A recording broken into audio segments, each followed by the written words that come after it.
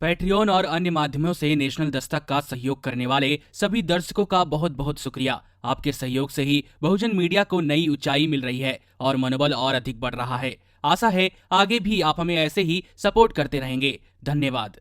योगी सरकार द्वारा श्रम कानून को खत्म करने के बाद सरकार का विरोध देखा गया, जिसके बाद सरकार को वर्किंग आवर 12 घंटे से घटाकर 10 घंटे करना पड़ा। आपको बता दें कि उत्तर प्रदेश के साथ साथ मध्य प्रदेश समेत और भी राज्यों ने श्रम कानून में बड़े बदलाव किए। श्रम कानून में बदलाव को लेकर सरकार को आलोचना झेलनी पड़ रही है। इसी क्रम में आरएसएस से जुड़े संगठन भारतीय मजदूर संघ बीएमएस ने भी सरकार का कड़ा विरोध किया और इस पर सख्त नाराजगी जताया। आपको बता दें कि लॉकडाउन के कारण पहले से ही परेशानी झेल रहे मजदूरों को तमाम तरह की मुसीबतों का सामना करना पड़ रहा है। वहीं लॉकडाउन के बाद जहां श्रमिकों को रोजगार मिलने से शायद कुछ परेशानी दूर होती, लेकिन सरकार द्वारा श्रम कानून में किए गए बदलाव से रोजगार मिलने के बाद उनकी परेशानी बढ़ सकती है।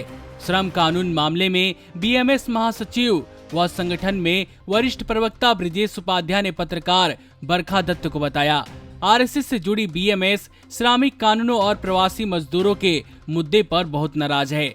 आज जब मजदूर गृह राज्य लौट रहे हैं, वहां उनके पास काम का बंदोबस्त नहीं है। ये बड़ा चिंता का विषय है।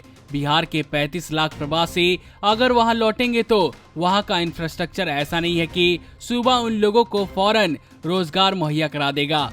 उन्होंने आगे कहा, हमने सरकार से कहा है कि इन श्रमिकों की दिहाड़ी उन्हें मिलनी चाहिए। ऐसे वक्त में सरकार को गरीब की मदद करनी चाहिए थी।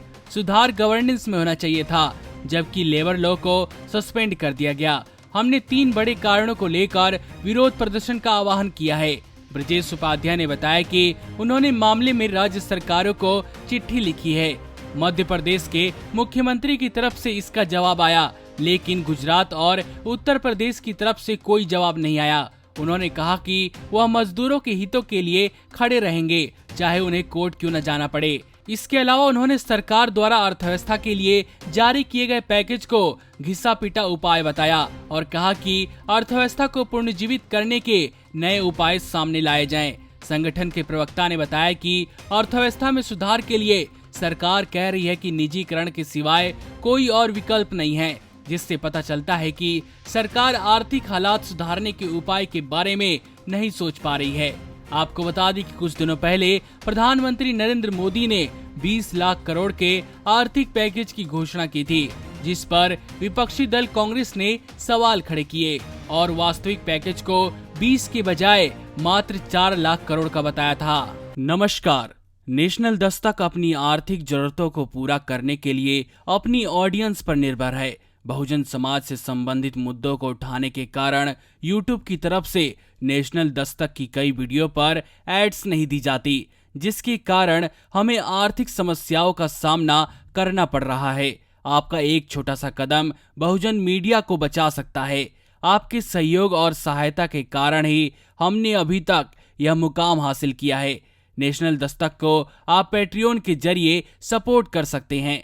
इसके साथ ही आप अन्य माध्यमों जैसे यूपीआई, गूगल पे, डेबिट कार्ड, वॉलेट, फोन पे आदि से भी हमारी मदद कर सकते हैं, जिसका लिंक वीडियो के नीचे डिस्क्रिप्शन में डाल दिया गया है। पैट्रियन पर आप हमें प्रतिमाह $2 यानी 140 रुपए प्रतिमाह से हमारे साथ जुड़ सकते हैं। दूसरे माध्यमों में राशि की कोई सीमा नहीं है। आपके सहयोग से ही बहुजन मीडिया को एक नई दिशा मिली है और इसे अभी एक नए मुकाम तक लेकर जाना बाकी है, जो आपके साथ के बिना संभव नहीं है। आपसे डायरेक्ट फंडिंग से हम आपके अधीन हो जाएंगे और एक स्वतंत्र मीडिया के तौर पर समाज की आवाज को बुलंद कर पाएंगे। धन्यवाद। नेशनल दस्तक को देखने वालों से अपील है कि वह नेशनल दस्तक के सपोर्टर फॉर्म को भरें ताकि हम सीधे आपसे जुड़ सके। नेशनल दस्तक की आपसे गुजारिश है कि अगर इसको बचाना चाहते हैं तो नेशनल दस्तक को सब्सक्राइब करने के लिए रेड कलर के सब्सक्राइब बटन को दबाएं, फिर बेल आइकन की घंटी दबाएं। नेशनल दस्तक को बचाने के लिए बहुत जरूरी है कि हर खबर को शेयर करें, लाइक करें, कमेंट जरूर करें।